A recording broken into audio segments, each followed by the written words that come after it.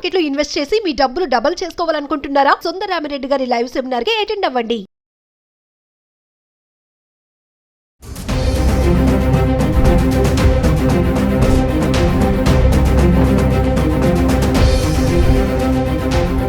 నమస్తే, welcome back to Suman TV. Present మనతో పాటు ఉన్నారు సర్టిఫైడ్ రీసెర్చ్ అనలిస్ట్ పవన్ గారు. నమస్తే పవన్ గారు. పవన్ గారు, మరి బంగారం ధరలు చూసుకుంటే ఆల్రెడీ మీకు తెలుసు, మరి 1,20,000 అయిపోయింది. అలాగే వెండి కూడా అదే లైన్ లో నడుస్తుంది. సరే, మనం గోల్డ్ గురించి మాట్లాడుకుంటే మరి ఇలాగే పెరుగుతుంది, తగ్గే ఛాన్సెస్ లేవని కొంతమంది అనలిస్టులు చెప్తున్నారు. అంటే ఇన్ కేస్ తగ్గితే అసలు కారణాలు ఏంటి అంటారు? పెరగడానికి గల కారణాలు ఏంటి అంటే ఒకసారి ఇప్పుడు మనకి గోల్డ్ అనే కదా మేడం, ల్యాండ్ విషయంలో కూడా ఒక సందర్భంలో ఆకాశాన్ని అంతేసాయి. కానీ ఇప్పుడు ఏమైతే ల్యాండ్స్ కూడా ఆగిపోవడం కానీ లేకపోతే కొంచెం డౌన్కి రావడం కానీ రేట్లు తగ్గితాయి. అలాగే గోల్డ్ అన్నది కమ్యూనిటీ అనమాట.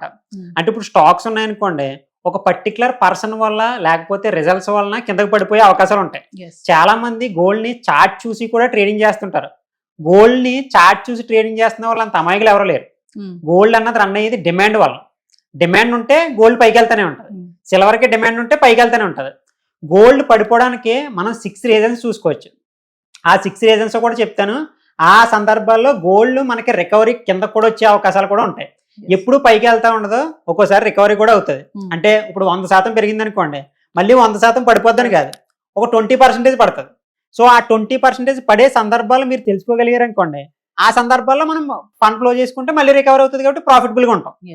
ఓకేనా? సో ఇప్పుడు మనకి ఆ 6 రీజన్స్ ఎప్పుడెప్పుడు పడుతుందో చెప్తున్నాను చూడండి. మీకు ప్రతి వీడియోలో మొత్తం పెరుగుతుంది పెరుగుతుంది పెరుగుతుంది అంటారు తప్పితే పడుతుంది ఏ సందర్భాల్లో పడుతుంది ఎవరు చెప్పుండ్రో. ఈ 6 రీజన్స్ మీరు రాసుకోండి. ఎప్పుడు ఈ థింగ్స్ జరిగినా సరే వీటిని చూసుకోండి. ఓకేనా?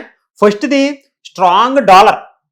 యుఎస్ డాలర్ అన్నది స్ట్రాంగ్ అయిపోయి బాగా పైకి రైజ్ అవుతుంది అనుకోండి. కరెన్సీ అంటే కంట్రీ కరెన్సీ రైజ్ అవుతుంది అనుకోండి, గోల్డ్ ని ఎక్స్చేంజ్లకు వాడరు. ఇప్పుడు కంట్రీస్ ఏంటంటే రిజర్వ్స్ కింద వాడుతున్నాయి. రిజర్వ్స్ అంటే మనం ఎలా అయితే మనీని బ్యాంక్ లో గట్రా సేవ్ చేసుకుంటామో, కంట్రీలు ఇండియా కానీ చైనా కానీ జపాన్ కానీ యుఎస్ కానీ ఈ కంట్రీలు ఏం చేస్తున్నాయంటే ఆ మనీని వాళ్ళకి ఉన్న ఫండ్ ని గోల్డ్ రూపంలో కన్వర్ట్ చేసుకుని వాళ్ళు ఆ ఆస్తుల కింద దాచుకుంటున్నారు. సో ఎప్పుడైతే డాలరే పెరిగిపోతుంది అనుకోండి, గోల్డ్ పడే అవకాశం ఉంటుంది. ఫస్ట్ రీజన్ ఇది. మీకు ఎప్పుడన్నా డాలర్ స్ట్రాంగ్ గా రైజ్ అయిపోతుంది, ట్రంప్ బాగానే ఉన్నారు, అన్సర్టెనిటీ ఏమీ లేదు, టారిఫ్లు లేవు, ఫెడ్ ఇంట్రెస్ట్ రేట్లు లేవు అని ఏదన్నా న్యూసెస్ వచ్చినాయి అనుకోండి, డాలర్ వెళ్ళిపోతే గోల్డ్ కొంచెం తగ్గే అవకాశం ఉంది. ఇది ఫస్ట్ది. సెకండ్ రీజన్ వచ్చేసి ఇంట్రెస్ట్ రేట్స్ హైక్స్ అంటారు. అంటే ఏంటంటే మనకి ఏదైనా లోన్స్ తీసుకున్నాం అనుకోండి బ్యాంక్ లోని, దానికి ఒక ఇంట్రెస్ట్ రేట్స్ వేస్తారు కదా, 2%, 3%. దాన్ని రెపో రేట్ అంటారు అనమాట. సో అది ఆర్బీఐ మేనేజ్ చేస్తూ ఉంటుంది, మీకు అప్డేట్లు ఇస్తూ ఉంటారు. మొన్న రీసెంట్ గా కూడా జరిగింది, అక్కడ ఏం చేంజ్ చేయలేదు. కానీ చేంజ్ చేస్తే, హైక్ చేస్తే, డౌన్ గ్రేడ్ చేస్తే కాదు, హైక్ చేస్తే గోల్డ్ అన్నది మళ్ళీ పడే అవకాశం అన్నది ఉంటుంది అనమాట. ఓకేనా? లోన్స్ గట్ట వాటి వల్ల దీని మీద కూడా ఇంపాక్ట్ పడే అవకాశం ఉంటుంది. పీస్ అండ్ స్టెబిలిటీ మూడోది. ఓకేనా? ఫస్ట్ది ఏం చెప్పాను, కరెన్సీ గురించి చెప్పాను. సెకండ్ది ఏమో ఇంట్రెస్ట్ రేట్స్ గురించి చెప్పాను. మూడోదేమో పీస్ అండ్ స్టెబిలిటీ. మార్కెట్ లో ఎవ్రీ కంట్రీలో వార్లు ఏం జరగకుండా, మనకి మొన్న ఇజ్రాయెల్ వార్ జరిగి, మనకి పాకిస్తాన్కి ఇండియాకి వార్ కానీ ఇలా వార్ జరిగినప్పుడు ఏంటంటే కంట్రీస్ ప్యానిక్ అయిపోతాయి. ప్యానిక్ అయిపోవడం వల్ల రూపీ వాల్యూ పడిపోవడం కానీ వాళ్ళ కంట్రీ వాల్యూ కూడా పడిపోతుంది. అప్పుడు కమ్యూనిటీ అన్నదే అందరికీ సోర్స్ అవుతుంది. సో ఆ సోర్స్ అన్నప్పుడు గోల్డ్ అన్నదే రైజ్ అవుతుంది. సో అలా ఏమీ జరగకుండా ఇలాంటి ప్రపంచం అంతా ప్రశాంతంగా ఉందనుకోండి, గోల్డ్ పడిపోతుంది. జరిగితే పెరిగిపోతుంది. మీరు ఎప్పుడన్నా ఇండియాకి పాకిస్తాన్కి వార్ అవుతుంది అనుకోండి, ఆ వారం రోజులు గోల్డ్ పెరుగుతూనే ఉంటుంది. ఓకే, ఇప్పుడు కూడా ఇది బాగా గుర్తుపెట్టుకున్నాయి. మూడో పాయింట్. తర్వాత strong economy growth. Results, quarterly results, stocks ఇక్కడ పోస్ట్ చేస్తాయి కదా. ఇప్పుడు రిలయన్స్, మెయిన్ స్టాక్స్ ఉంటాయి కదా, టాటా, ఇవన్నీ కూడా మంచి రిజల్ట్స్ పోస్ట్ చేసేసి అనుకోండి, ఇన్వెస్టర్స్ అందరూ గోల్డ్ ఇన్వెస్ట్మెంట్ చేద్దామని చూస్తారా, స్టాక్స్ ఇన్వెస్ట్మెంట్ చేద్దామని చూస్తారా?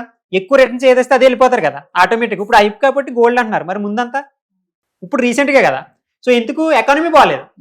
సో ఎప్పుడైతే మనకి ఈ స్టాక్స్ అన్ని కూడా బలంగా పర్ఫార్మెన్స్ చేసినాయి అనుకోండి, అప్పుడు మళ్ళీ గోల్డ్ కవర్ అవుతుంది, కిందకు వస్తుంది. ఓకేనా? ఇది 4వ పాయింట్. 5వ పాయింట్ ఏంటంటే ఇంక్రీజ్ సప్లై. అంటే ఏంటంటే సప్లై ఏంటంటే మేడం, ఇప్పుడు మనకి ఒడిశాలోనే మొన్న ఎక్కడో కానీ గోల్డ్ అన్నది రిజర్వ్ దొరికింది.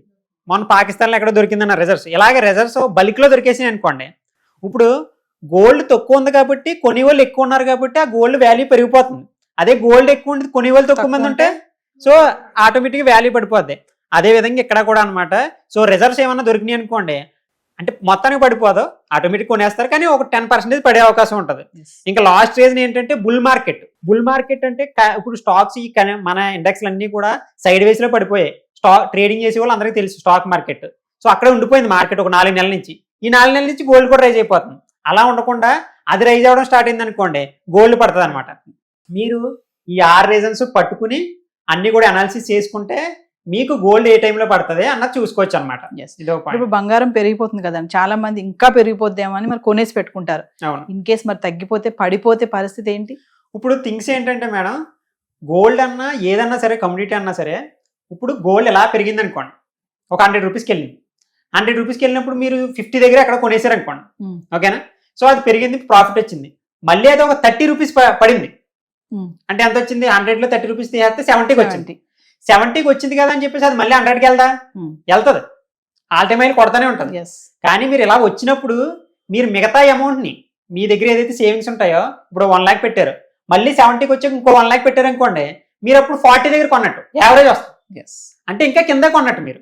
ఇప్పుడు ఇది పెరిగితే ఈ మనీకి రెండింటికి కలిపి మీకు మళ్ళీ ప్రాఫిట్ వస్తుంది. గోల్డ్ ఎప్పుడు కూడా పడ్డం అనేది లాస్ కాదు, అది ఒక ఆపర్చునిటీ.